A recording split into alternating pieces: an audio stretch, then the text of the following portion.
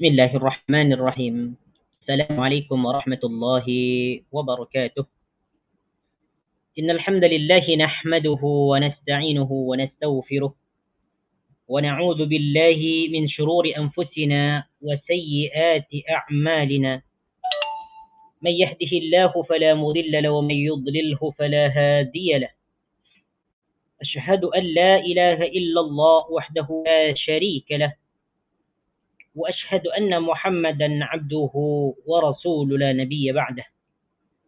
اللهم صل وسلم على نبينا محمد وعلى آل محمد كما صليت على إبراهيم وعلى آل إبراهيم إنك حميد مجيد، وبارك على محمد وعلى آل محمد كما باركت على إبراهيم وعلى آل إبراهيم إنك حميد مجيد. يقول الله سبحانه وتعالى: أعوذ بالله من الشيطان الرجيم. يا أيها الناس اتقوا ربكم الذي خلقكم من نفس واحدة وخلق منها زوجها وبث منهما رجالا كثيرا ونساء واتقوا الله الذي تساءلون به والأرحام إن الله كان عليكم رقيبا. يا أيها الذين آمنوا اتقوا الله حق تقاته ولا تموتن إلا وأنتم مسلمون. اللهم لا سهل إلا ما جعلته سهلا وأنت تجعل الحزن إذا شئت سهلا. رب اشرح لي صدري ويسر لي أمري واحلل عقدة من لساني يفقه قولي. ربنا لا علم لنا إلا ما علمتنا إنك أنت العليم الحكيم. إخواني وأخواتي في الله عزني الله وإياكم.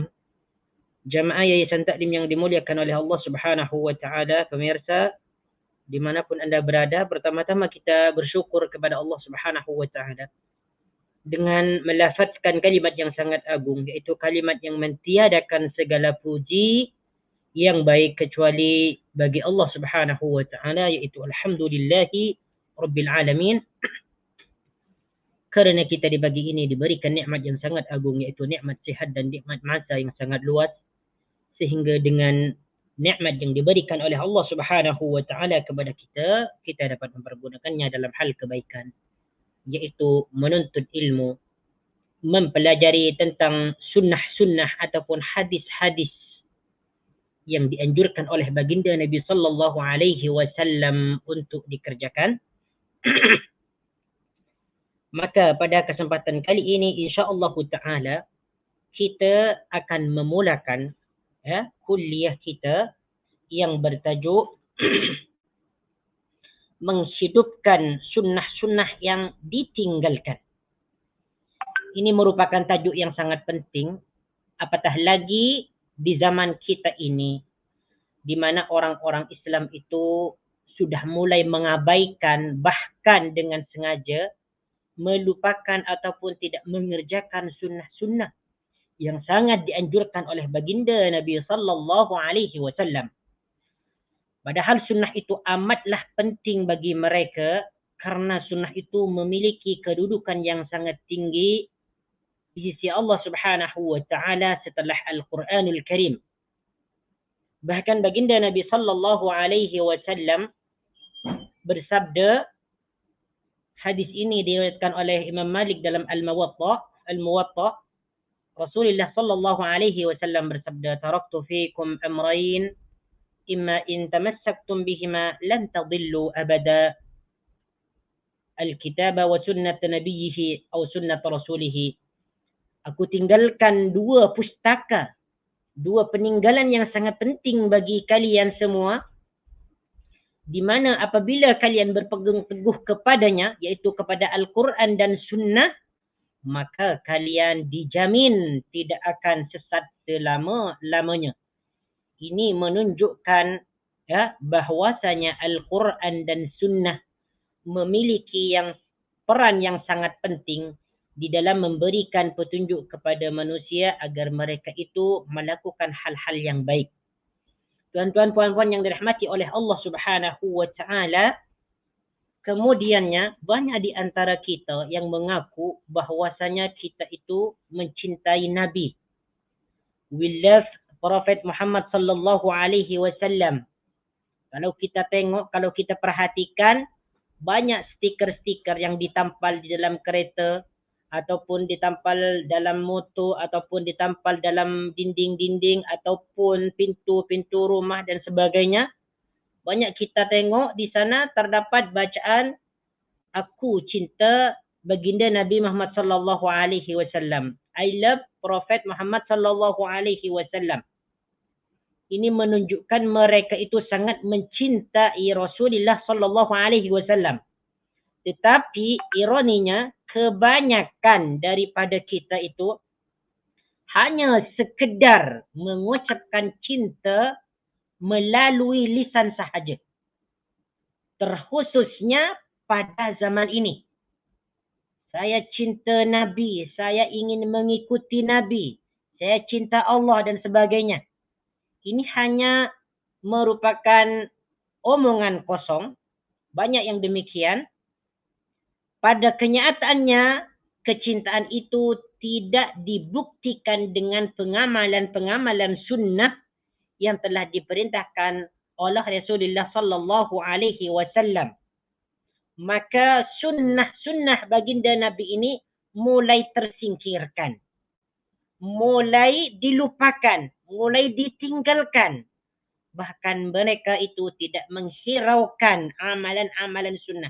Ia dianggap sebagai amalan yang remeh ataupun kecil. Mereka berkata, itu cuma sunnah je. Kalau kita tinggalkan tak dosa pun. Banyak mereka yang bercakap demikian. Padahal sunnah itu memiliki keutamaan yang sangat penting apabila diamalkan oleh kita semua. Makanya bagi kita yang mencintai baginda Nabi sallallahu alaihi wasallam, yang mengaku ataupun mengatakan aku cinta baginda, aku cinta Nabi, maka buktikanlah itu dengan pengamalan syariat yang telah dibawanya, yaitu syariat wajib dan syariat sunnah. Karena Allah Subhanahu wa taala berfirman dalam Al-Quran dalam surah Ali Imran ayat yang ke-31. Mari kita tengok konsekuensi seseorang mencintai baginda Nabi sallallahu alaihi wasallam, yaitu mengamalkan semua apa yang datang daripada beliau. Sama ada itu berupa perkataan, ucapan, amalan ataupun sifat ataupun ketetapan, maka itu semestinya dilakukan bagi orang-orang yang mengatakan bahawa dirinya itu mencintai Rasulullah sallallahu alaihi wasallam. Dalam surah Ali Imran ayat yang ke-31, Allah Subhanahu wa taala berfirman, "Qul in kuntum tuhibbunallaha fattabi'uni yuhibbukumullahu wa yaghfir lakum dzunubakum wallahu ghafurur rahim." Yang bermaksud, katakanlah wahai Muhammad, in kuntum tuhibbunallah, jika kamu itu mencintai ataupun benar-benar mencintai Allah, fattabi'uni, maka ikutilah sunnah ataupun petunjukku. Ya, yuhibbukumullahu wa yaghfir lakum dzunubakum, niscaya Allah mencintaimu dan mengampuni dosa-dosamu. Wallahu ghafurur rahim, Allah Maha mengampuni lagi Maha penyayang. Jadi konsekuensi mencintai Rasulullah sallallahu alaihi wasallam tidak hanya mengerjakan perkara yang wajib sahaja, tetapi dia juga mengerjakan amalan-amalan sunnah yang telah dianjurkan oleh Rasulullah sallallahu alaihi wasallam. Itulah konsekuensi seseorang mencintai Rasulullah sallallahu alaihi wasallam. Fattabi'uni, kata Allah melalui lisan baginda. Fattabi'uni, ikutilah sunnah-sunnahku, ikutilah petunjukku, ikutilah jalanku. Itulah konsekuensi orang yang mencintai Rasulullah sallallahu alaihi wasallam. Ketika Ibnu Katsir mentafsirkan ayat ini, beliau berkata ayat yang mulia ini merupakan hakim, yaitu pemutus perkara, yang memutuskan perkara bagi setiap orang yang mengaku mencintai Allah. Akan tetapi dia tidak mengikuti jalan sunnah Rasulullah sallallahu alaihi wasallam. maka dia adalah orang yang berdusta dalam pengakuan tersebut dalam masalah ini. La haula wala quwata illa. Jadi kata Ibnu Katsir, orang yang mengakui bahawa dirinya mencintai baginda tetapi dia tidak mengikuti, tidak mengamalkan sunnah-sunnah beliau, itu merupakan pengakuan yang sangat dusta bahawa dia mencintai Rasulullah. Itu adalah pengakuan dusta. Sampai dia mau mengikuti syariat dan agama yang dibawa oleh Nabi Muhammad sallallahu alaihi wasallam dalam semua ucapan, perbuatan dan keadaannya. Bagaimana kecintaan kita terhadap baginda itu, ya, yang sesungguhnya yaitu mengamalkan apa semua yang datang daripada baginda Nabi sallallahu alaihi wasallam, bukan perkara yang wajib sahaja, akan tetapi perkara yang sunnah pun dia kerjakan. Imam Al-Qadhi Iyad Al-Yusubi berkata, ketahuilah bahawa barang siapa yang mencintai sesuatu, maka dia akan mengutamakannya dan berusaha mencontohinya. Betul. Kalau tidak demikian, maka bererti dia tidak dianggap benar dalam kecintaannya dan hanya mengaku-ngaku sahaja tanpa bukti yang nyata. Maka orang yang benar dalam pengakuan mencintai Rasulullah sallallahu alaihi wasallam, ya, adalah jika terlihat tanda bukti kecintaan tersebut pada dirinya.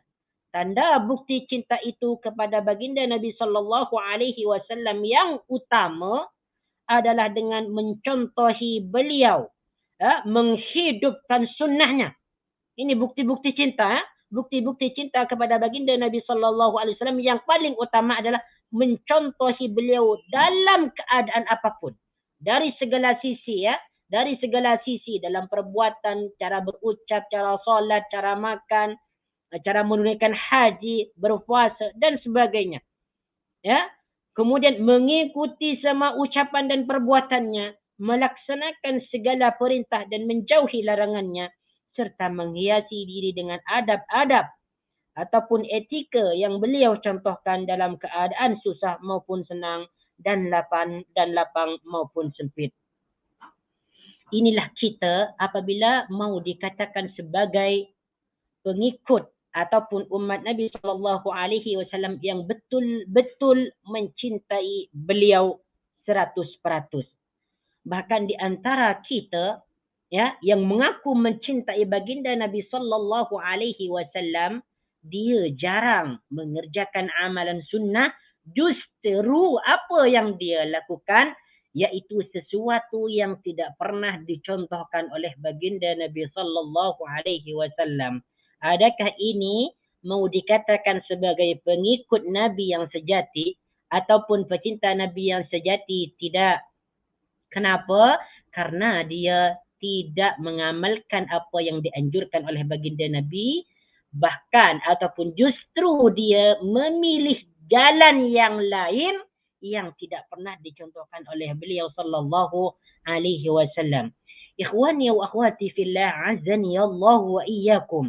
Makanya penting bagi kita ni untuk menghidupkan sunnah-sunnah Nabi yang terlupakan, apatah lagi di zaman ini, di mana zaman ini manusia begitu sibuk dengan urusan mereka, bersibuk dengan bisnes mereka, sibuk dengan gadget mereka, sehingga mereka sudah melupakan banyak ajaran-ajaran penting yang berkaitan dengan sunnah. Padahal Allah Subhanahu wa taala berfirman dalam Al-Quran dalam surah Al-Ahzab ayat yang ke-21, A'udzu billahi minasyaitonir rajim. Laqad kana lakum fi Rasulillahi uswatun hasanah liman kana yarjullaha wal yawmal akhir wa dzakarallaha katsira. Apa maksud dia? Sesungguhnya telah ada pada diri Rasulullah itu teladan yang baik bagi kamu, contoh yang baik bagi kamu. Apa yang dimaksud contoh yang baik? Yaitu bagi orang yang mengharap rahmat Allah dan balasan kebaikan pada hari kiamat, dan dia banyak menyebut Allah Subhanahu wa taala. Jadi sesiapa yang ingin rahmat, ya, yang mahu mendapatkan rahmat daripada Allah Subhanahu wa taala, kemudian ingin kebaikan daripada Allah Subhanahu wa taala, maka ikutilah petunjuk Nabi sallallahu alaihi wasallam, karena pada diri baginda itu terdapat contoh ataupun teladan yang baik. La haula wala quwata illa billah. Makanya kita ini amat dituntut untuk menghidupkan sunnah-sunnah yang terlupakan ini. Di antara keutamaan orang yang menghidupkan sunnah ini sebagaimana disebutkan oleh baginda Nabi sallallahu alaihi wasallam dalam hadis yang diriwayatkan oleh Ibnu Majah, dan hadis ini disahihkan oleh Syekh Albani, ya. Rasulullah sallallahu alaihi wasallam berkata, ni kita tengok ni, apa keutamaan orang yang menghidupkan sunnah ni? Karena untuk menghidupkan atau mengamalkan sunnah di zaman sekarang ini begitu susah. Amat susah. Ya? Amat susah. Nah, supaya kita ini senang ataupun cinta untuk menghidupkan sunnah tersebut, mari kita tengok, mari kita dengarkan fadilat-fadilat orang yang menghidupkan amalan sunnah. Ini sangat, hadisnya sangat cantik. Baginda kata, man ahya sunnatan min sunnati fa'amila bihan nas, yang bermaksud sesiapa yang menghidupkan. Nah, perhatikan di sini. Bunyi hadis dia adalah man ahya, bukan man amilah. Bukan siapa yang mengamalkan, tetapi dia menghidupkan. Berarti di masa itu sunnah-sunnah Nabi sudah ditinggalkan. Nah, sudah sedikit yang mengamalkan sunnah Nabi. Kemudian tiba-tiba ada orang yang mengamalkan ataupun menghidupkan sunnah itu. Ya. Fa'amila bihan nas. Setelah dia menghidupkan sunnah itu, lalu diikuti oleh orang lain. Orang lain juga mengamalkan sunnah yang telah dia hidupkan tadi. Apa balasan dia? Kana lahu mislu ajri man amila biha. Masya Allah. Dia akan mendapatkan pahala seperti orang yang mengamalkan sunnah-sunnah itu. La yanqusu min ujurihim syai'a. Bahkan tidak dikurangi sedikit pun pahala yang dia dapatkan. Inilah keutamaan orang yang menghidupkan sunnah baginda Nabi sallallahu alaihi wasallam.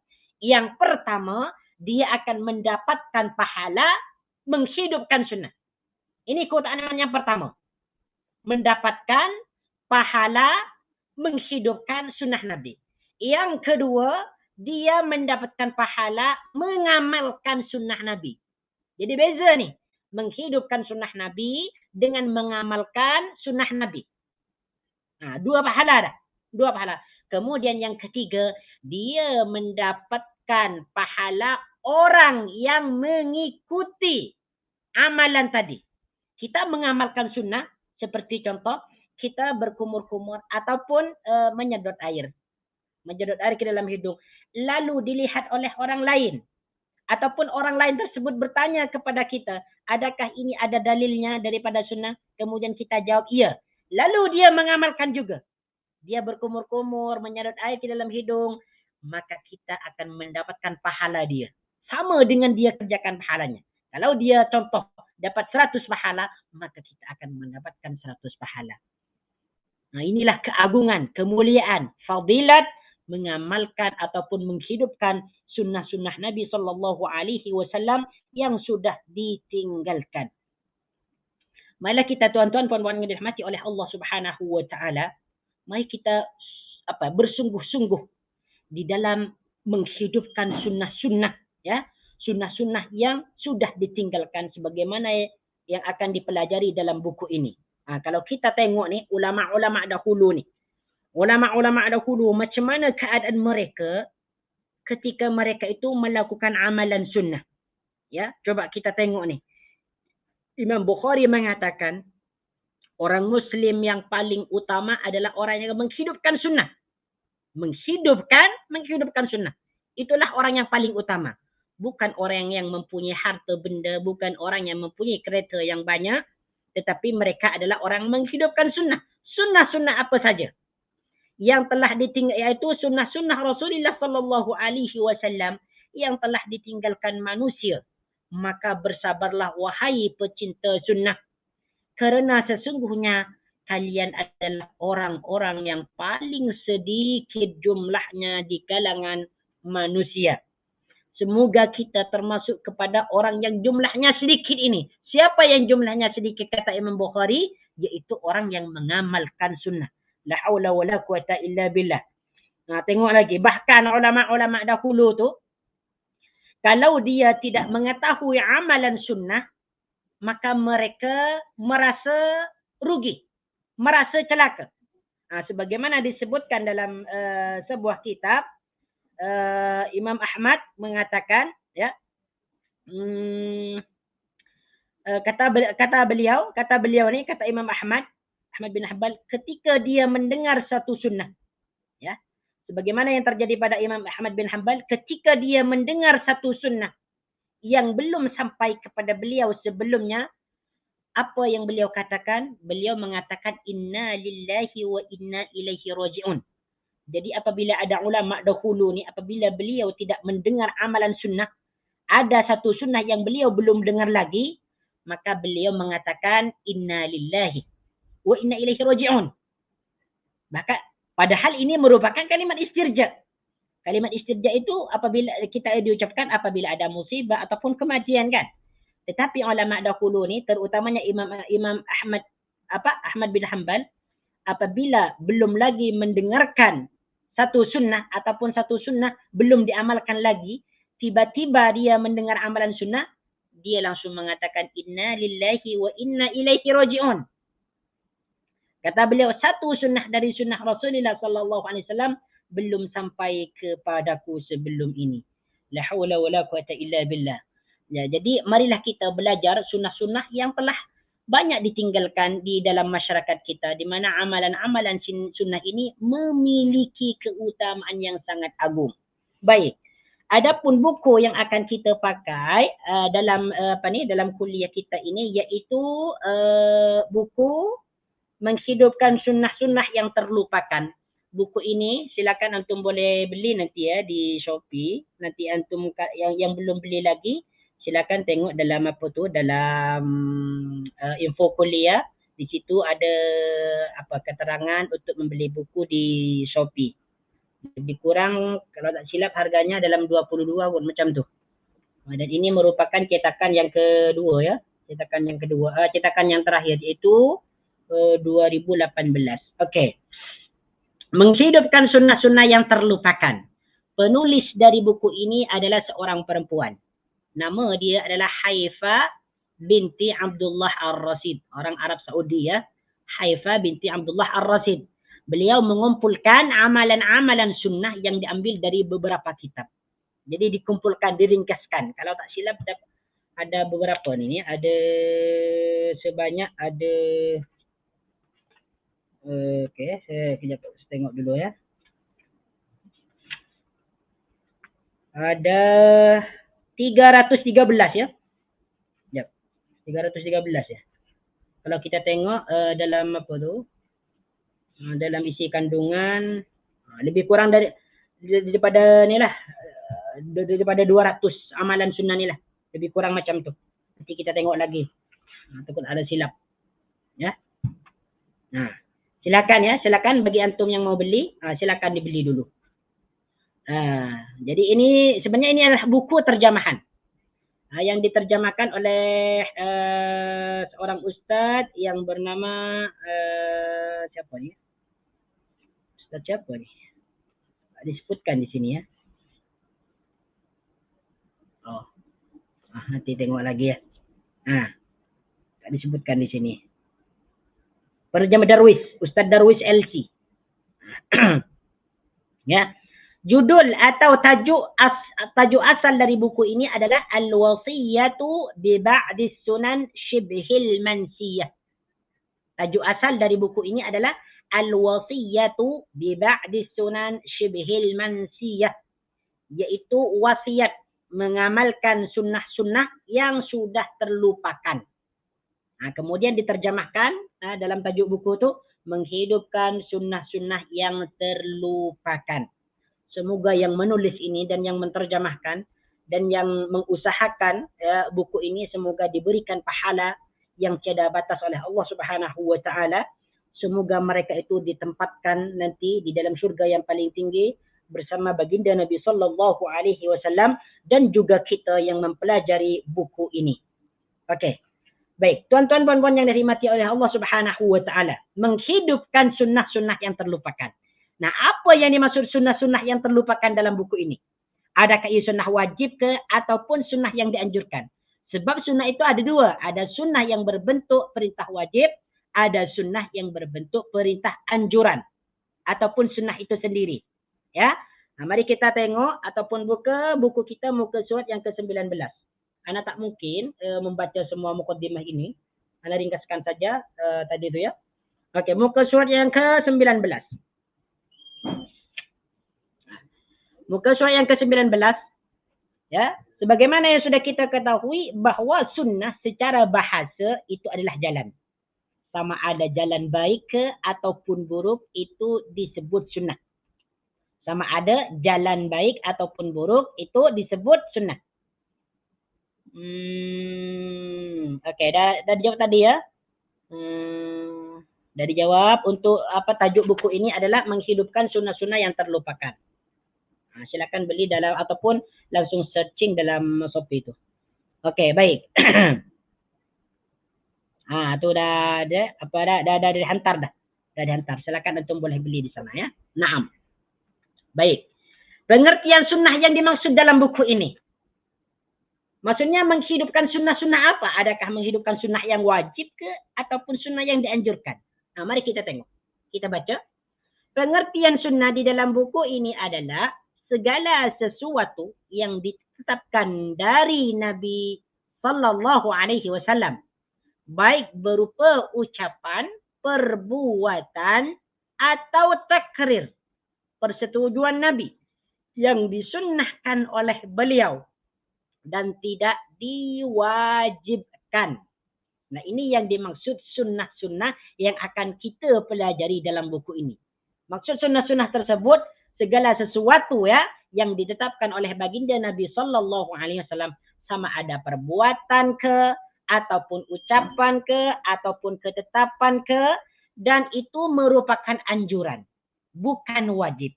Ini yang dimaksud sunnah-sunnah di sini. Ya, baik. Di antara contohnya mari kita tengok dalam muka surat yang ke berapa nih? Muka surat, kita ringkaskan saja nih untuk muka dia sebab ini panjang.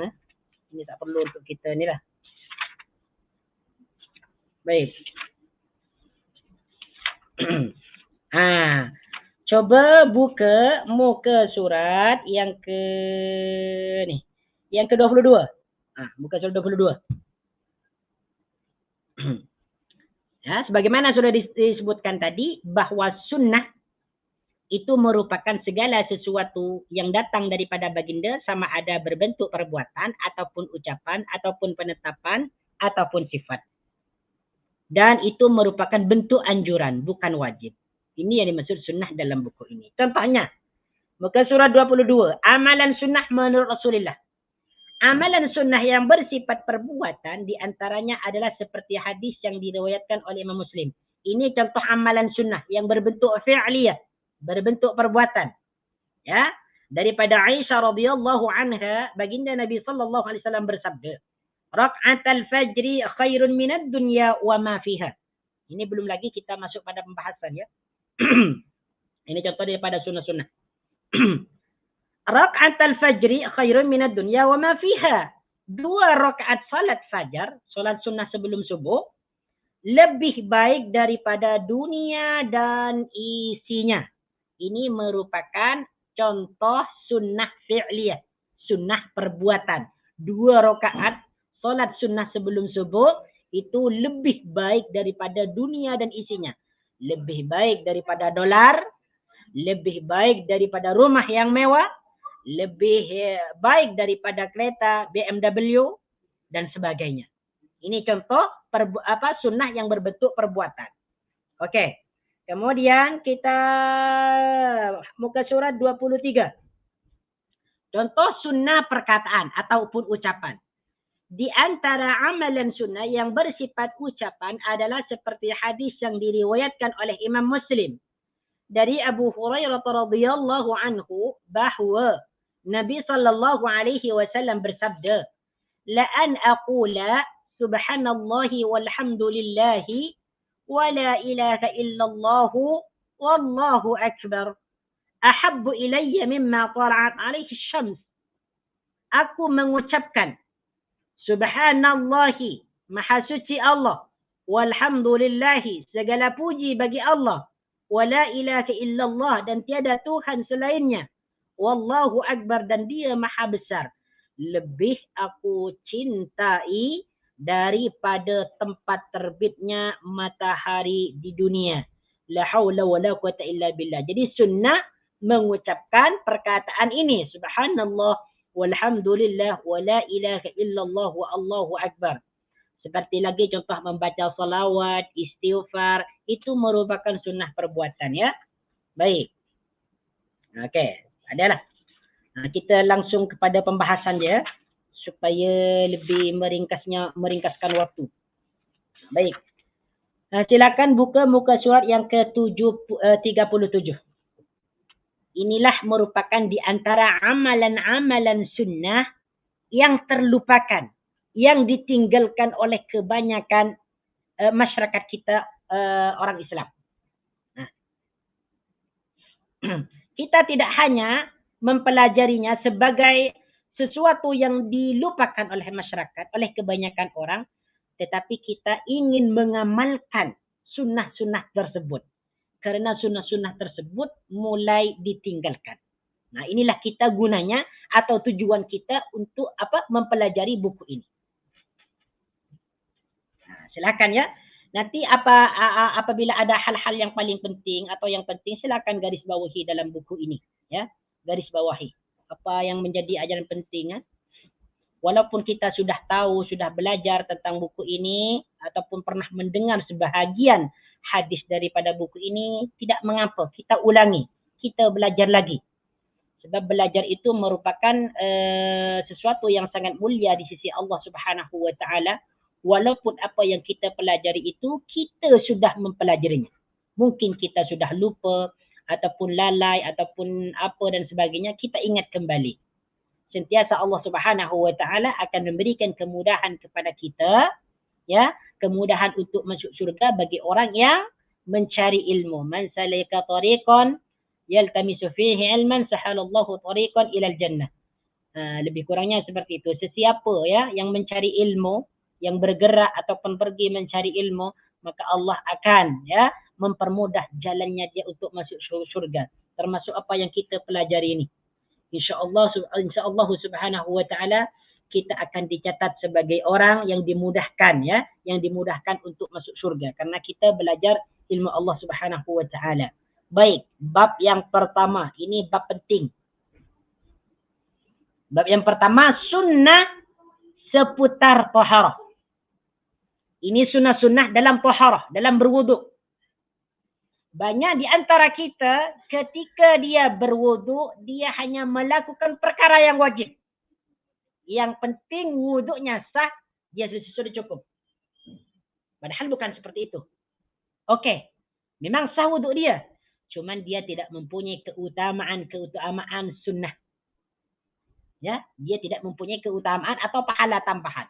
Nah, di sini kita akan mempelajari dalam bab yang pertama ini, yaitu sunnah-sunnah dalam taharah. Di mana sunnah-sunnah ini banyak orang yang tidak mengamalkannya. Okey. Yang pertama, sunnah-sunnah seputar taharah. Ini orang yang menulis ini yaitu Ustazah Haifa binti Abdullah Ar-Rasid memulakan daripada sesuatu yang kecil, ibadah yang kecil, yaitu taharah.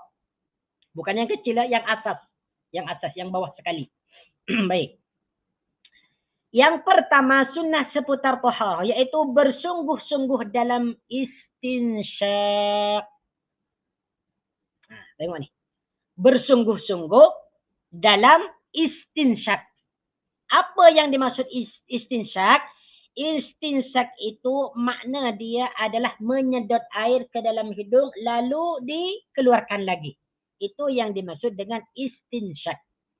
Jadi sunnahnya ketika kita mau mengambil wuduk, mau berwuduk, sunnahnya adalah kita yaitu beristinsyak dulu. Bersungguh-sungguh dalam beristinsyak. Yang dimaksud bersungguh-sungguh ini yaitu menghirup air, menyedot air ya ke dalam hidung sehingga kotoran-kotoran dalam hidung itu keluar. Kenapa kita harus membersihkan hidung kita dulu dengan cara istinsyak? Karena kita mau berinteraksi dengan Allah Subhanahu wa taala. Mau berjumpa dengan Allah Subhanahu wa taala.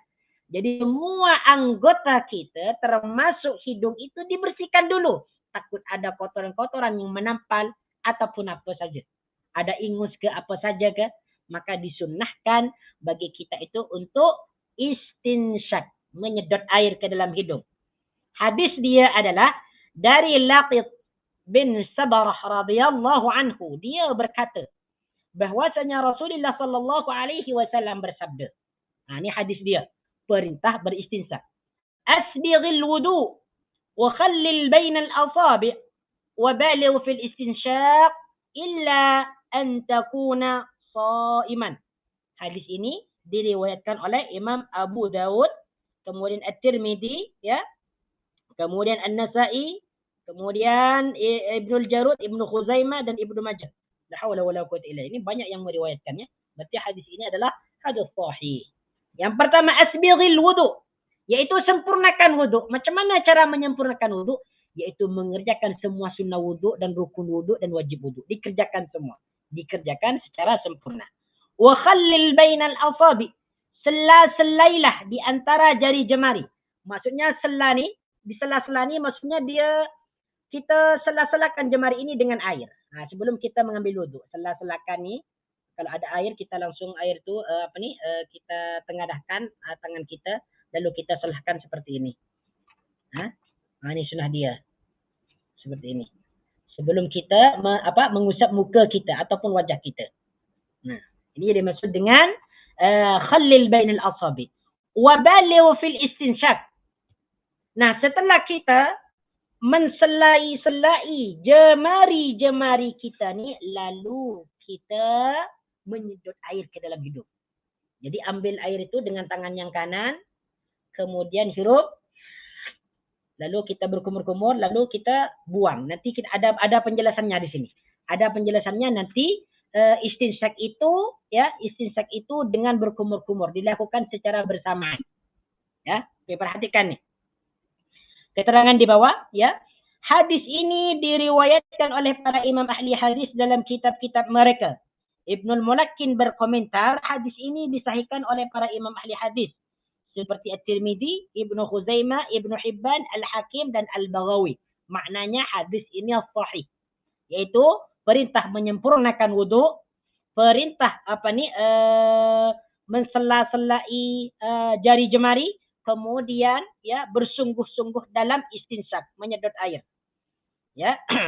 As-San'ani menyebutkan dalam kitab Subulus Salam, hadis tersebut adalah dalil untuk bersungguh-sungguh dalam beristinsyak. Bagi orang yang tidak berpuasa, cuman bagi orang yang tidak berpuasa ini tidak dianjurkan. Maksudnya tidak dianjurkan bersungguh-sungguh. Sekedar dia istinsyak saja. Tetapi bagi orang yang tidak puasa, dianjurkan dia bersungguh-sungguh. Maksudnya bersungguh-sungguh ini hirup. Sedot air tersebut, bukan banyak. Sedot sehingga dia dapat menghilangkan semua kotoran yang ada di dalam hidung. Itu yang dimaksud dengan bersungguh-sungguh. Ya. Bagi orang yang tidak berpuasa. Sementara itu orang yang berpuasa tidak diperintahkan untuk itu agar air tak masuk ke tenggorokan sehingga membatalkan puasa. Bagi orang yang berpuasa ni, sebagaimana disebutkan lagi, tidak dianjurkan bersungguh-sungguh. Bukan tidak dianjurkan untuk beristinsyak ya, tetap dianjurkan, cuma tidak dianjurkan untuk bersungguh-sungguh dalam istinsyak tersebut. Selain itu, hadis tersebut di atas menunjukkan bahwasanya perintah bersungguh-sungguh dalam beristinsyak hukumnya tidak wajib. Bukan wajib beristinsyak, tetapi sunnah. Kerana kalau wajib, tentunya seseorang wajib berhati-hati dan tidak boleh meninggalkannya walaupun dia sedang berpuasa.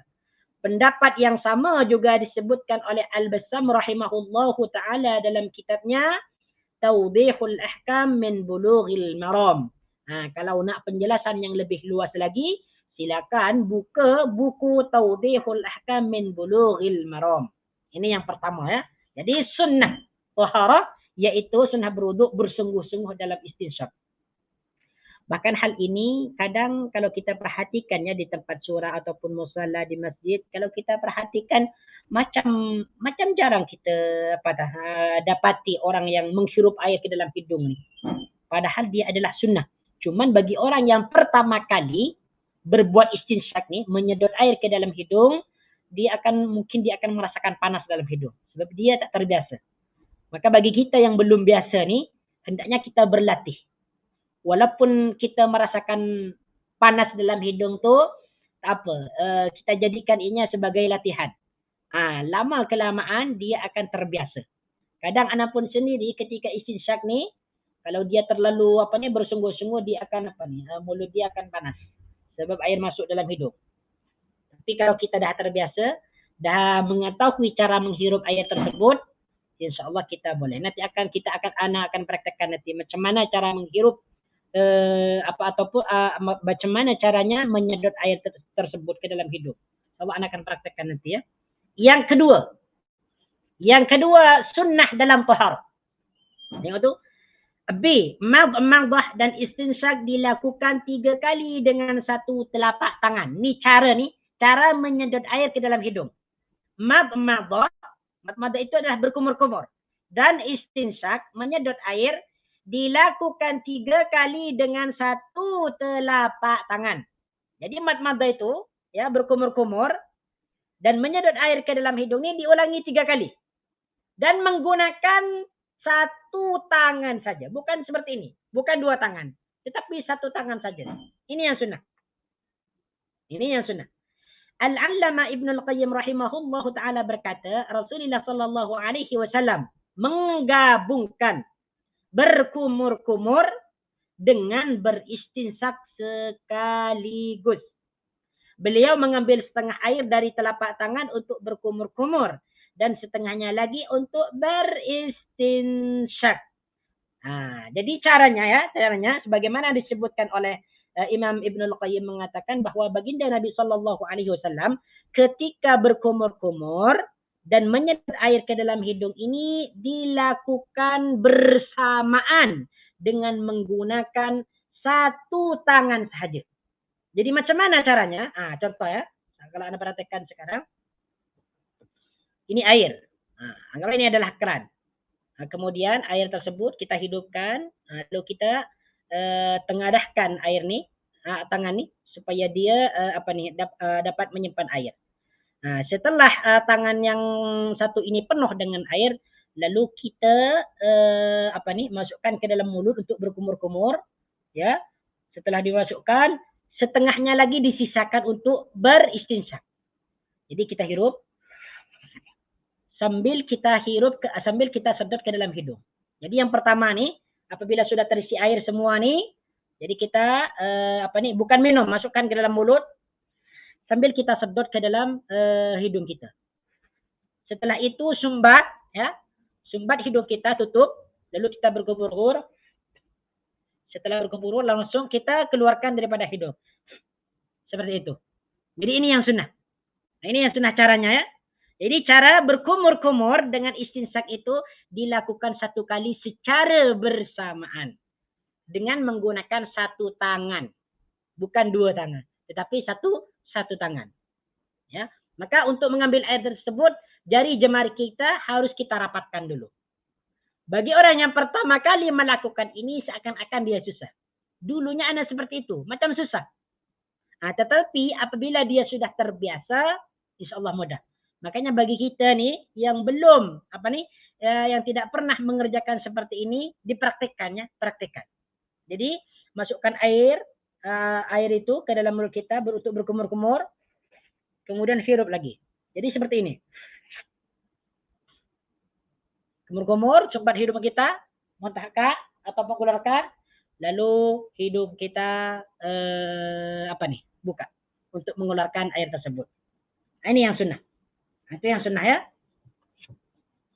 Silakan kita ajarkan kepada anak-anak kita. Kalau kita tengok saudara kita ke, emak kita ke, ibu kita ke, tidak tahu tentang hal ini, kita ajarkan, kita sampaikan kepada mereka. Ini bukan sesuatu yang remeh, bukan sesuatu yang kecil.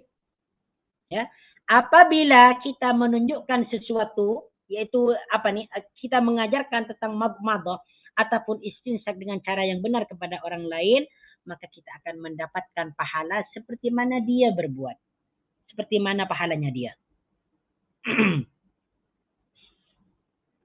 Baik, kemudian adapun kalau mengambil air dengan 2 dan 3 cidukan telapak tangan, mungkin sahaja berkumur-kumur dan beristinsak itu dilakukan baik secara terpisah maupun bersamaan. Hanya saja Nabi SAW memberi petunjuk bahawa berkumur-kumur dan beristinsak dilakukan secara bersamaan. Ini adalah yang sunnah. Kalaupun kita nak gunakan 2 telapak tangan, ketika kita mau berkumur-kumur dan beristinsak menyedot air, itu tidak ada hal, tidak mengapa. Cuman sunnah dia. Contoh baginda Nabi adalah berkumur-kumur dan menyedot air ke dalam hidung dilakukan secara bersamaan. Inilah yang sunnah. Mari kita tengok dalilnya dia. Hadisnya dia. Bahawa istinsak dan madmadah itu dilakukan secara bersamaan. Hadis-hadis berikut menunjukkan hal tersebut. Yang pertama, hadis daripada Abdullah bin Zaid radhiyallahu anhu. Berkenaan dengan sifat wuduk Rasulullah sallallahu alaihi wasallam. Kata Abdullah bin Zaid, annahu afragha min al-ina'i ala yadayhi faghasalahuma thumma ghasala aw madmada wastanshaqa min kaffin wahidin. Ya. Abdullah bin Zaid radhiyallahu anhu menuangkan air di atas kedua telapak tangannya. Jadi Abdullah ni, sahabat ni, menuangkan air di atas kedua telapak tangannya. Lalu dia mencuci keduanya. Setelah itu mencuci mulutnya atau berkumur-kumur dan beristinsak dari 1 telapak tangan. Ini wudhu yang dipraktekkan oleh seorang sahabat. Ya, seorang sahabat. Ketika dia berkumur-kumur dan beristinsak, dia berkumur-kumur dan beristinsak sekaligus. Secara bersamaan dari tangan yang kanan. Ya, dari 1 tangan. Ya, dari 1 tangan. Dia melakukannya sebanyak 3 kali. Setelah itu dia berkata, beginilah wudhu Rasulullah sallallahu alaihi wasallam. Jadi istinsak tadi dah, berkumur-kumur dan menyedot air ke dalam hidung itu dilakukan sebanyak 3 kali. Bukan hanya 1 kali, tetapi 3 kali. Ya, kata Abdullah bin Zaid, inilah wudhu Rasulullah sallallahu alaihi wasallam. Ya, boleh dipahami ya? Okey. Nah, mari kita tengok komentar Ibnu Hajar ketika menjelaskan hadis ini. Ibnu Hajar rahimahullahu taala, ya, Imam Ibnu Hajar ni merupakan imam dari kalangan Syafi'i ya. Ya, menjelaskan hadis ini dengan jelas menyebutkan bahawa berkumur-kumur dan beristinsak itu dari 1 telapak tangan sekaligus. Kata Ibnu Hajar, menggunakan 1 telapak tangan sekaligus. Dan kumur-kumur, kemudian menyedot air ke dalam hidung secara bersamaan. Ini dipraktikkan ya. Kemudian Ibnu Hajar al-Asqalani melanjutkan penjelasannya. Aku menjadikan hadis tersebut sebagai dalil sunnahnya menggabungkan antara berkumur-kumur dan beristinsak dari 1 telapak tangan.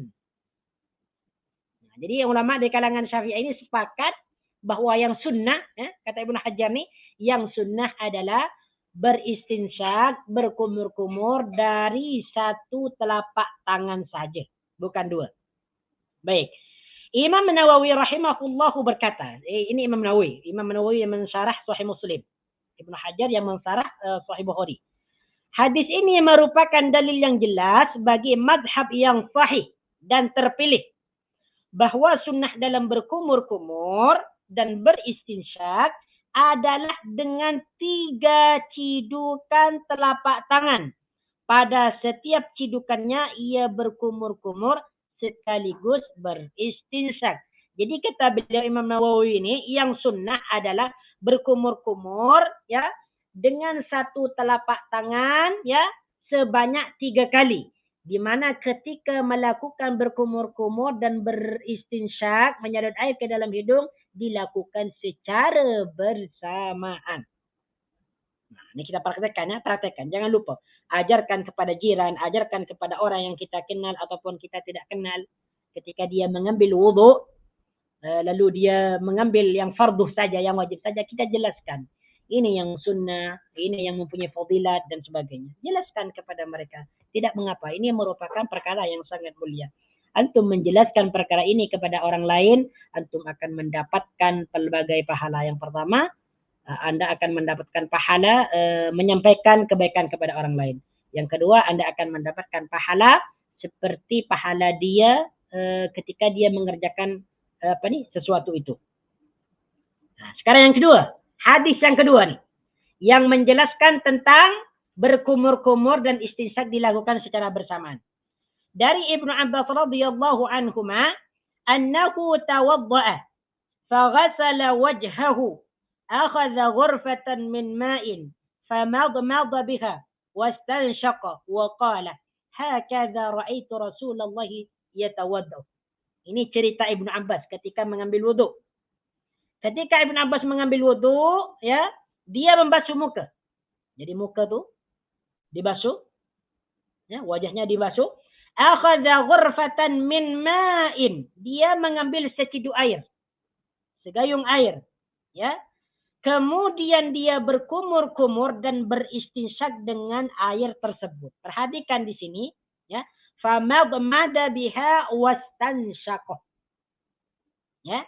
Yang bermakna dia berkumur-kumur dan beristinsyak dengan air tersebut. Maknanya ketika Abdullah ibnu Abbas ini berkumur-kumur dan menyedot air ke dalam hidung, itu dilakukan secara bersamaan. Sebab dalam hadis ini disebutkan famadmada biha wastansyaqa. Ya, di sini ada 2 kalimat yang disambungkan ataupun dihubungkan dengan huruf ataf waw, wa dan. Wa dan. Jadi ini tidak ada pisah ya, tidak ada pisah. Nah, jadi apa kata Abdullah ibn Abbas? Beginilah aku melihat Rasulullah sallallahu alaihi wasallam berwudu. Ibnu Hajar muka surat yang ke-40. Ibnu Hajar rahimahullahu berkata, hadis ini merupakan dalil yang menunjukkan digabungnya berkumur-kumur dan beristinsyak dengan 1 telapak tangan. Nah, penjelasan ini boleh ditengok dalam Fathul Bari.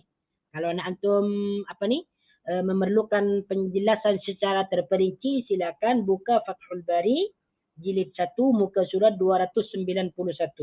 Tapi di sini tak disebutkan cetakan dia apa ya. Baik. Ini hadis yang ketiga. Jadi 2 hadis ya yang menjelaskan tentang berkumur-kumur dan beristinsyak dilakukan secara bersamaan. Hadis yang ketiga ini hadisnya Ali radhiyallahu anhu. Kata Ali, anna Rasulullah sallallahu alaihi wasallam tawadda. Rasulullah sallallahu alaihi wasallam berwudu. Famadmada salasan. Beliau berkumur-kumur sebanyak 3 kali. Wastansyaqa salasan dan beristinsyak menjadut air ke dalam hidung sebanyak 3 kali pula. Min kaffin wahidin, dari 1 telapak tangan. Perhatikan ya, berkumur-kumur dan menyedot air ke dalam hidung menggunakan 1 telapak tangan. Kaffin wahidin. Bukan kaffaini, bukan 2 telapak tangan, tetapi min kaffin wahidin. Wa fi lafdin, dalam riwayat lain, summa tamadmada wastansara salasan. Beliau berkumur-kumur dan beristinsar, yaitu mengeluarkan air dalam hidung sebanyak 3 kali. Jadi ini diulangi 3 kali ya. Oke. Yumadmidu wa yansuru minal kaffi alladhi ya'khudhu minhul ma'. Ya, beliau berkumur-kumur dan beristinsar dari telapak tangan yang digunakan untuk mengambil air tadi. Jadi sudah jelas ya. Jadi cara kita menyedot air ke dalam hidung dan berkumur-kumur yaitu dengan menggunakan satu telapak tangan dan dilakukan secara bersamaan antara berkumur-kumur dan menyedot air. Ini yang sunnah. Cuma di sini ada catatan. Di bawah ada note. Catatan, note. Sebuah hadis lain bertentangan dengan hadis yang telah disebutkan sebelumnya. Ini ada hadis yang bertentangan. Ada hadis yang bertentangan. Yaitu riwayat daripada Talha bin Musarrif. Dari ayahnya, dari kakeknya, dari atuknya. Dia berkata, Ra'aitu Rasulullah sallallahu alaihi wasallam yafsilu bainal madmadati wal istinsyaqi. Yang bermaksud, aku melihat Rasulullah sallallahu alaihi wasallam memisahkan antara berkumur-kumur dan beristinsyak. Ini hadis lainnya.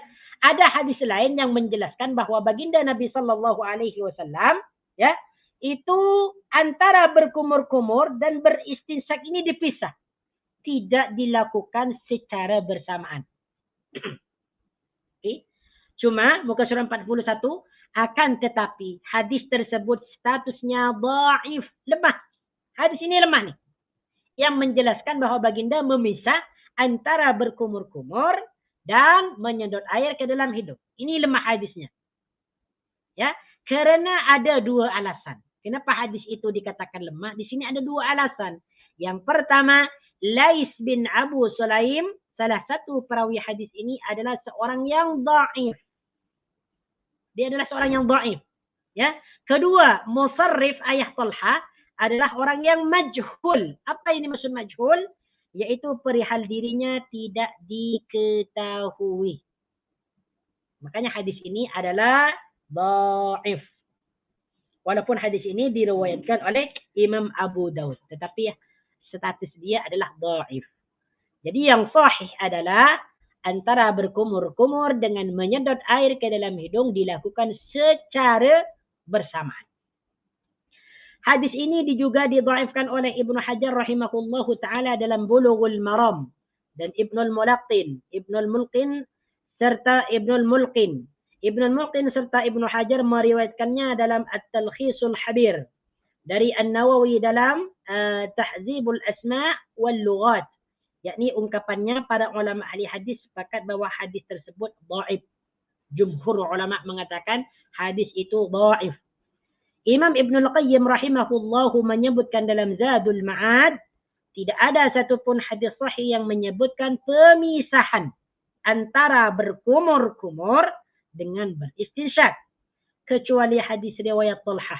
Kemudian Ibnul Qayyim menyebutkan redaksi hadis tersebut, akan tetapi hadis ini hanya diriwayatkan dari Talha, dari ayahnya, dari atuknya. Atuknya sendiri tidak diketahui adakah dia termasuk salah seorang sahabat atau bukan. Wallahu ta'ala alam. Jadi habislah bab yang pertama ini, yaitu sunnah seputar taharah. Nah, setelah kita mempelajari tentang sunnah seputar taharah ini, terutamanya yaitu menyedot air ke dalam hidung dan berkumur-kumur, maka kita amalkan. Yang tidak terbiasa mengamalkan ini, mulai daripada sekarang ni, amalkan. Kalau kita nak solat duha sekejap lagi ni, ataupun kita nak solat duhur, ketika nak ambil wuduk, maka setelah membasuh tangan itu tadi, kita berkumur-kumur dan menyedot air ke dalam hidung secara bersamaan. Mari kita hidupkan sunnah ini. Jangan sampai kita lupakan lagi. Kita sudah belajar. Kita sudah belajar. Okey. Kemudian kita buka muka surat 42. Kita langsung pergi kepada bab 2. Ini seputar tentang junub. Ini penting nih. Penting bagi kita ni mempelajari tentang seputar sunnah-sunnah dalam junub. Perkara ini banyak ditinggalkan oleh kaum muslimin. Jadi tugas kita adalah menghidupkannya.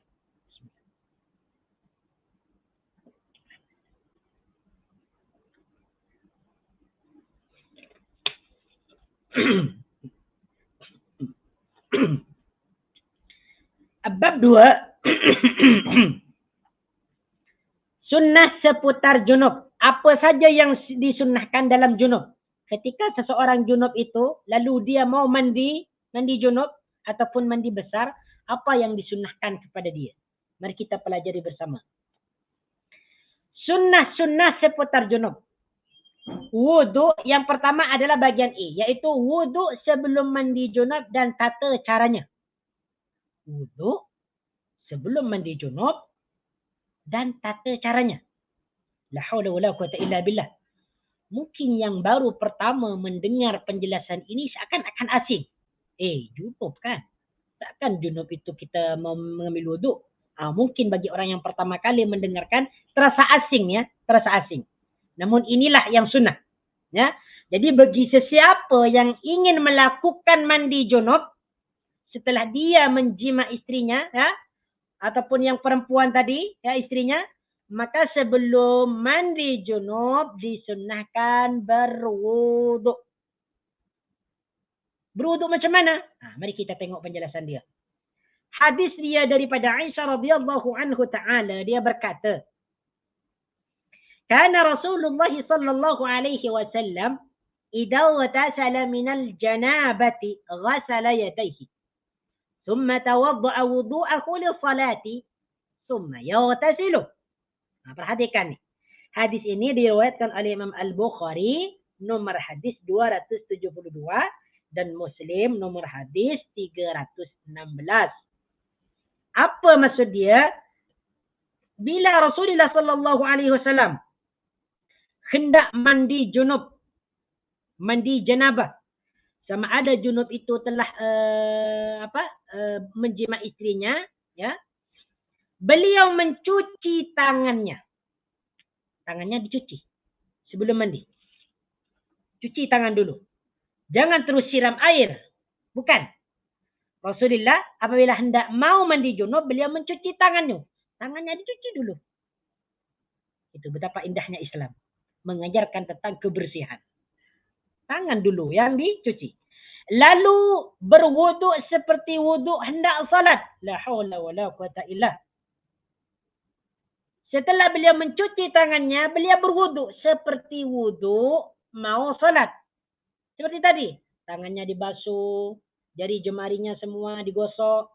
Kemudian dia berkumur-kumur dan beristinsak dari satu tangan sekaligus, ya, satu tangan sekaligus, dan dilakukan secara bersamaan dan sebagainya. Itulah Rasulullah sallallahu alaihi wasallam apabila hendak mau mandi junub.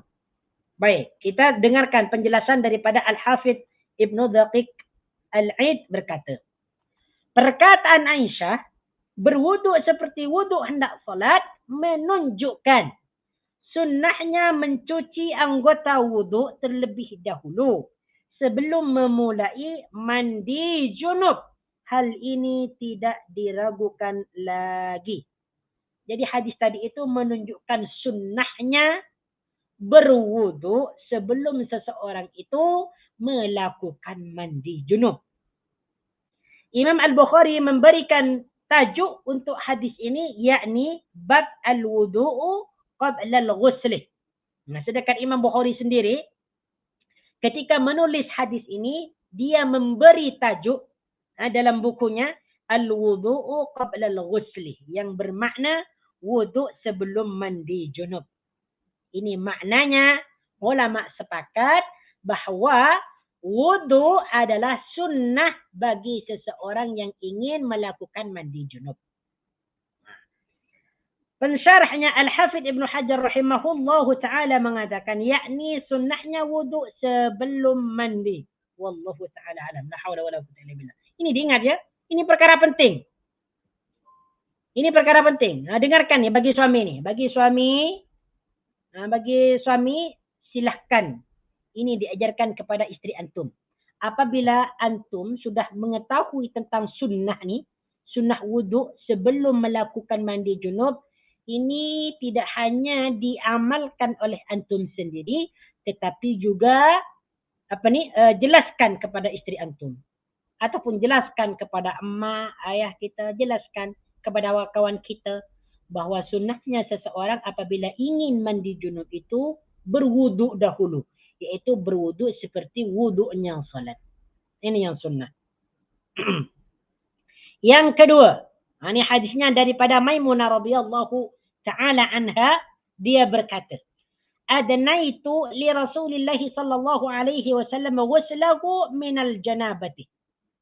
Ini Maimunah menceritakan, aku mendekatkan air kepada Rasulullah sallallahu alaihi wasallam untuk mandi junub. Ya? Faghasala kaffaihi marrataini aw salasan. Kemudian beliau mencuci kedua telapak tangannya 2 atau 3 kali. Ya? Summa adkhala yadahu fil ina. Lalu memasukkan tangannya ke dalam bejana atau dalam bekas air. Jadi baginda sebelum dia memulakan mandi junubnya, beliau terlebih dahulu mencuci kedua tangannya. 2 kali ataupun 3 kali. Dicuci dulu. Setelah dicuci, kemudian kemudian tangannya dimasukkan ke dalam bekas air. Ya. Ya, setelah itu summa afragha bihi ala farjihi wa ghasalahu bishimalihi. Ini yang sunnah, perhatikan yang sunnah ya. Setelah itu beliau menyiramkan air tersebut kepada kemaluan dan mencucinya dengan tangan kiri. Nih. Jadi setelah beliau itu mencuci kedua tangannya, lalu dimasukkan kedua tangannya ke dalam bekas air, lalu dicucilah kemaluan beliau dengan tangan yang kiri. Ya, dengan tangan yang kiri. Summa daraba bishimalihi al-ardah fadalaka hadalkan syadidan. Lalu beliau menampalkan tangan kiri di tanah dan menggosok-gosokkannya dengan kuat.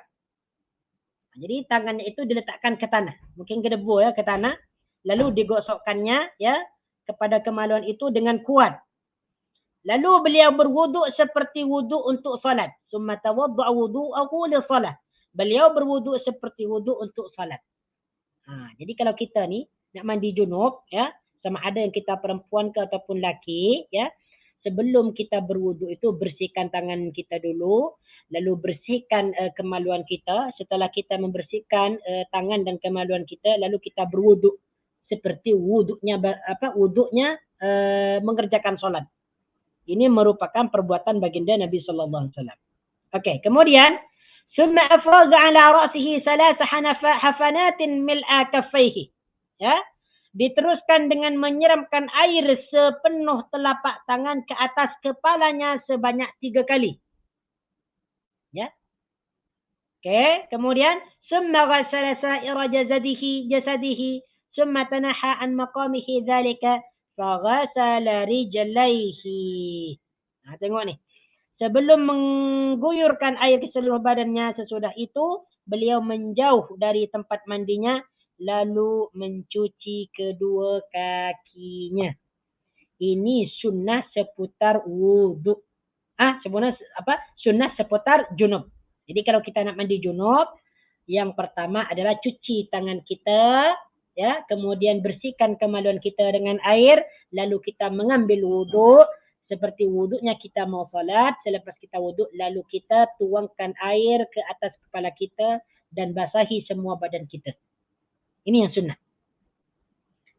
Ini yang pertama ya, berwuduk. Yang kedua, bagian B, wuduk orang yang junub ketika hendak makan atau tidur. Tengok ni, sekarang wuduk orang yang junub. Wuduk orang yang junub ketika hendak makan ataupun tidur. Jadi ada orang junub, lalu dia mau makan ataupun mau tidur. Apa yang dia kerjakan sebelum itu? Mari kita tengok dalam hadis ini. Daripada Abdullah bin Umar, bahwasanya Umar bin Al-Khattab pernah bertanya. Umar bin Al-Khattab pernah bertanya. Ini anaknya yang menceritakan, Abdullah bin Umar. Kata Abdullah, pada suatu hari Umar bin Al-Khattab pernah bertanya, "Ya Rasulullah." Jadi Sayyidina Umar itu bertanya kepada baginda. "Ayarkudu ahaduna wa huwa junubun?" Wahai baginda, wahai Rasulullah, bolehkah salah seorang kami terus tidur saat sedang junub? Jadi Umar ni bertanya, baginda Nabi, boleh tak salah seorang di antara kami ini, kalau dia sedang junub, lepas junub dia langsung tidur, boleh tak? Macam tu. Kemudian baginda Nabi qala, na'am. Baginda Nabi berkata, iya boleh, silakan. Tidak mengapa. Jadi selepas junub, dia terus tidur. Silakan, tak mengapa, tak ada hal. Beliau menjawab, iya boleh. Ada terusannya nih, ada sambungan dia. Qala na'am, iya boleh. Idza tawadda'a ahadukum falyarqud wa huwa junubun. Ini ada terusannya tadi ya. Iya boleh, jika dia sudah berwudu, dia boleh tidur meskipun sedang junub. Jadi sebaiknya bagi orang yang junub ni jangan terus tidur. Kalau kita nak ikutkan sunnah, orang yang junub apabila dia mau tidur, sebaiknya dia mengambil wudu dulu. Inilah yang sunnah. Kata baginda Nabi, idza tawadda ahadukum falyarkud wa huwa junubun. Okey, tak mengapa. Boleh terus tidur apabila dia sudah berwudu. Okey. Jadi biasanya nih bagi orang yang yang melakukan jima, seorang suami dengan istri, setelah dia berjima, yang biasa dia merasakan penat, mungkin capek, penat apa kan. Semua badan sudah macam penat, tak bergairah, sampai dia mengantuk. Memang ini yang terjadi lah. Yang terjadi memang seperti itu. Tapi walaupun dia sudah mengantuk, kalau kita nak ikutkan sunnah, yang paling baik sebelum tidur itu mengambil wudu. Jangan langsung tidur. Walaupun di sini tidak ada dosa. Bagi orang yang mau tidur, terus tidur tidak mengapa. Cuma kalau kita nak ikut sunnah, ambil wudu dulu. Ini hadis yang pertama. Hadis yang kedua sekarang. Hadis yang kedua. Bagi orang yang tidur dalam keadaan junub, dia mengambil wudu dulu. Hadis yang kedua, daripada Aisyah radhiyallahu anha, dia berkata, kana Nabi sallallahu alaihi wasallam idza arada an yanam wa huwa junubun ghasala farjahu wa tawadda'a wudu'ahu lis-salah. Ini lebih lengkap lagi. Hadis ini diriwayatkan oleh Imam Al-Bukhari nomor hadis 288 dan hadis Muslim nomor 305. Maksud dia, bila Nabi sallallahu alaihi wasallam hendak tidur sementara beliau sedang junub. Ini tengok nih, bagaimana baginda Nabi sallallahu alaihi wasallam dalam keadaan junub tetapi beliau mau tidur. Beliau mencuci kemaluannya dan berwuduk seperti wuduk salat. La haula wa la quwata illa billah. Ini baginda Nabi. Apabila beliau telah menggauli, telah menjima istrinya, lalu beliau mau tidur, apa yang beliau lakukan? Beliau mencuci kemaluannya dulu. Setelah mencuci kemaluannya, lalu beliau berwuduk. Ini yang sunnah ya, yang sunnah. Mulai dari sekarang ini amalkan. Bagi tahu kepada kawan-kawan kita, kepada saudara-saudara kita, jangan malu. Ini adalah agama. Ini adalah agama yang kita mesti sampaikan. Walaupun dia berkaitan dengan hubungan suami dan istri. Jangan malu. Dalam riwayat Imam Muslim disebutkan, kana Rasulullah sallallahu alaihi wasallam idza kana junuban fa arada an ya'kula aw yanama tawadda'a wudu'ahu li shalah. Ini lebih kurang maknanya sama dengan di atas ya. Tak perlu saya terjemahkan lagi. Untuk memperluas telaah hadis ini, silakan lihat kitab syarahnya dalam Fathul Bari disebutkan, jumhur ulama berpendapat bahawa hukumnya iaitu hukum berwuduk sebelum makan atau tidur bagi orang yang sedang junub adalah sunnah. Jadi okey. Untuk riwayat Imam Muslim saya terjemahkan dulu ya. Apabila Rasulullah sallallahu alaihi wasallam dalam keadaan junub, kemudian beliau ingin makan atau tidur. Dalam keadaan junub, mau makan ataupun mau tidur. Apa yang beliau lakukan? Beliau berwuduk seperti wuduk untuk solat. Ini anjuran bagi kita ya. Selepas kita menjima isteri kita atau kita melakukan hubungan suami isteri, lalu kita merasakan lapar, ataupun kita mau minum, ataupun kita mau tidur, apa yang sebaiknya kita lakukan dulu kalau nak ikutkan sunnah? Yaitu berwudu. Jangan langsung minum, jangan langsung makan, tetapi wudu dahulu. Ini sunnah ya, sunnah. Nah, ini merupakan dan ini kebanyakan ditinggalkan. Ajaran-ajaran sunnah seperti ini banyak ditinggalkan oleh kita kaum muslimin. Kenapa? Karena mereka merasa penat, merasa capek, kan? Merasa mengantuk. Jadi cara terbaik selepas dia melakukan hal itu terus dia tidur. Dan ini merupakan bukan rahasia lagi. Sekarang bagian C, bagian yang ketiga. Masih lagi menjelaskan tentang sunnah seputar junub. Wudu orang yang ingin mengulangi jima. Dia nak jima lagi nih. Setelah dia jima istrinya, dia mau jima lagi. La haula wala quwwata illa billah. Bagaimana sunnahnya? Hanya ada aturan sunnah. Makanya agama Islam itu merupakan agama yang syumul, agama yang sempurna. Segala sesuatu yang kecil, yang remeh, dijelaskan dalam sunnah. Kalau kamu nak tidur, kalau kamu tidur dalam keadaan junub, wuduk dulu. Kalau kamu mau makan dan kamu dalam keadaan junub, wuduk dulu. Basuh tangan, basuh kemaluan, lalu wuduk. Selepas itu tidur. Sekarang, apabila kamu mau mengulangi jima lagi, ya, kamu datang nafsu lagi untuk menggauli istrimu. Yang kedua kali, ada cara yang paling baik menurut sunnah. Ini, ya, dari Abu Sa'id Al-Khudri dia berkata, Nabi SAW bersabda, "Iza ata ahadukum ahlahu," yang bermaksud jika salah satu di antara kamu berhubungan intim dengan istrinya, yaitu melakukan hubungan jima, summa arada an ya'udah, kemudian dia ingin mengulangi lagi, nak jima lagi dia. Apa yang sebaiknya dia lakukan, kata baginda Nabi? Falyatawadda. Wuduk dulu. Maka berwuduklah terlebih dahulu. Ini adalah sunnah yang ditinggalkan oleh majoriti kaum muslimin rahimahumullah. Jadi bagi siapa yang ingin mengulangi jima, dipersilakan ambil wuduk dulu. Jangan terus menjima. Ini boleh kita sampaikan nih kepada kawan-kawan kita, kepada saudara-saudara kita. Jangan malu. Ini adalah ilmu. Tidak ada kata-kata malu dalam hal ilmu.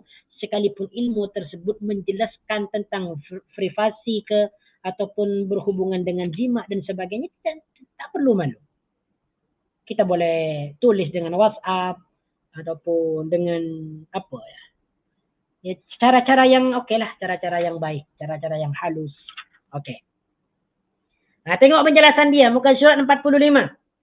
Ibnu Abi Syaibah meriwayatkan hadis dalam kitabnya Al-Musannafat dari Salman bin Rabi'ah. Dia menuturkan, Umar bertanya kepadaku, "Wahai Salman, apa yang kamu perbuat bila kamu telah berhubungan intim lalu dengan istrimu, kemudian ingin mengulanginya lagi?" Ini Umar bertanya kepada Salman. Salman, apa yang kamu perbuat nih bila kamu nak berhubungan jima lagi dengan istri kamu? Ya. Aku balik bertanya, apa yang seharusnya aku perbuat? Jadi Salman bertanya juga kepada Umar nih. Dia balik bertanya, apa yang seharusnya aku perbuat? Umar lantas menjawab, berwuduklah di antara keduanya, yaitu di antara hubungan intim pertama dan selanjutnya. Hubungan 2 kali dipisah dengan wudu, 3 kali dipisah dengan wudu, 5 kali dipisah dengan wudu, dan seterusnya. Imam An-Nawawi membuat bab pembahasan khas berdasarkan hadis ini dan hadis pada masalah sebelumnya, yakni bab jawazun naumil junub wa istihbabul wudu lahu wa ghaslul farj idza arada an ya'kula أو يشرب أو ينام أو يجامع. Ya. Jadi Imam Nawawi ini dalam pembahasannya menulis bab ini secara khusus. Babnya itu bertajuk bolehnya tidur bagi orang yang sedang junub serta sunnahnya berwuduk dan mencuci kemaluan apabila ia ingin makan, minum, tidur atau berhubungan intim lagi. Jadi ini bukan wajib ya, boleh je. Sunnah je, sunnah. Kalau dia nak terus tidur selepas jima ataupun nak dia terus makan ataupun dia nak ulangi lagi jimaknya, terus dia boleh. Cuman yang sunnah dipisah dengan wuduk. Imam An-Nawawi mengatakan dalam syarh Muslimnya, kesimpulan dari hadis-hadis itu adalah bolehnya orang yang sedang junub untuk tidur, makan, minum, maupun berhubungan intim lagi sebelum menjadi junub. Hal ini sudah disepakati oleh para ulama. Mereka juga sepakat bahawa badan dan keringat orang yang sedang junub itu suci. Dalam hadis-hadis itu juga ada petunjuk sunnahnya berwuduk dan mencuci kemaluan kerana semua hal tersebut. Apalagi jika orang tersebut hendak berhubungan intim dengan isteri yang belum dijamahnya. Naam. Hada wallahu ta'ala alam. InsyaAllah ta'ala kita akan sambung pada minggu hadapan, hari Selasa hadapan, iaitu bab 3. Sunnah seputar siwak. Ini masih banyak lagi ni ya. Banyak bab-bab yang yang kita tidak mengetahui lah. Kalau dalam bab siwak mungkin kita dah familiar dah banyak kita dengar lah. Banyak ini lagi pelajaran-pelajaran yang sunnah-sunnah yang kita tidak mengetahui. Maka harapan saya bagi antum, silakan beli bukunya ni. Silakan ajak kawan-kawan ya. Ajak kawan-kawan antum ni, sama ada perempuan ke lelaki ke, kawan kerja ke apa, ajak mereka untuk mempelajari tentang menghidupkan sunnah-sunnah ini. Ya, menghidupkan sunnah-sunnah. Ajak mereka ni supaya antum lebih banyak lagi mendapatkan pahala daripada Allah Subhanahu wa taala. Semua untuk laki dan perempuan. Bukan hanya yang laki-laki. Yang perempuan juga. Ya, yang perempuan juga. Cuman di sini adalah kenapa dia disebutkan laki? Karena yang bertanya adalah laki. Naam. هذا والله تعالى أعلم. أقول قولي هذا أستغفر الله العظيم لي ولكم. سبحانك اللهم وبحمدك أشهد أن لا إله إلا أنت أستغفرك وأتوب إليك. وصلى الله على سيدنا محمد وعلى آله وصحبه وبارك وسلم تسليما كثيرا. والحمد لله رب العالمين. السلام عليكم ورحمة الله وبركاته.